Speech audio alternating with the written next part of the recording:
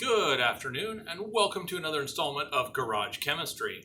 So this afternoon, we have a cool experiment that's going to demonstrate what's called a single replacement reaction. More about that in a moment. Before I get started with safety equipment, there's a one step that is just harder to do with gloves on, so I'm going to do it first, and that is I'm going to take this sticker that is a heat indicator sticker. It is black when it is cool, and when it gets hot, the inside of that yellow triangle will turn yellow and with a graphic that shows hot. So I needed to do that first because that's really hard to peel off when I have gloves on. Then I will start with the safety equipment. Always, always, always goggles and a pair of gloves because we are dealing with chemicals today. So today we are going to see what happens when two different metals in two different states of ionization get together. So we have, first of all, copper sulfate. Copper in this compound is ionized, and it's got a +2 ionization state. And when I get this open and put it into the bottle, as you will see, copper sulfate is well known for being a very, very beautiful blue color. You can see these beautiful blue crystals here inside this bottle. Then we're also going to take copper's neighbor on the periodic table, zinc. Now this is zinc metal powder. So the zinc has no oxidation state. Its oxidation number is 0. I'm going to pour this in here, and as one would expect, it's a gray metal powder.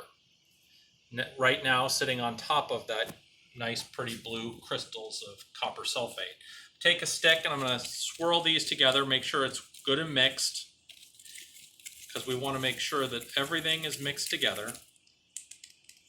And then, because this tends to be somewhat of a vigorous reaction, I want to contain it. I'm actually going to put this inside the beaker there, so there's a little bit of containment available. Now, this other big beaker has plain water in it, and I'm going to take the plain water, and I'm going to suck up 3 milliliters in my syringe. Okay, just 3 milliliters of water. That's about 15 drops of water. And I'm going to put the water down into the... Take a look at what happens. It gets all black and bubbly.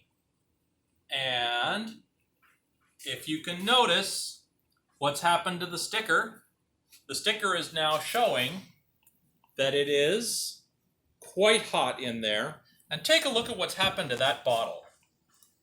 That bottle has completely crumpled up because of the heat of that reaction.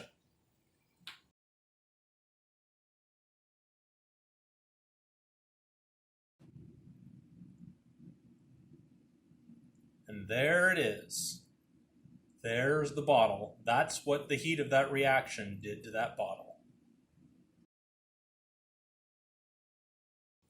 So what's going on here? Well, the zinc replaces the copper in the compound. So at the end of this reaction, we have zinc sulfate and copper metal. The zinc sulfate is kind of ugly black, and the copper you can't really see because of the mix of what's going on here. Is if we were able to purify it out, would be a characteristic copper color of copper metal. The reaction is also highly exothermic. That means a lot of heat coming out of that reaction, which is why our heat indicator sticker has turned yellow, showing how hot that reaction is, and it is still yellow, meaning that is well over 100 degrees Celsius. So super hot reaction. That's it for today's installment of Garage Chemistry. Have a great day.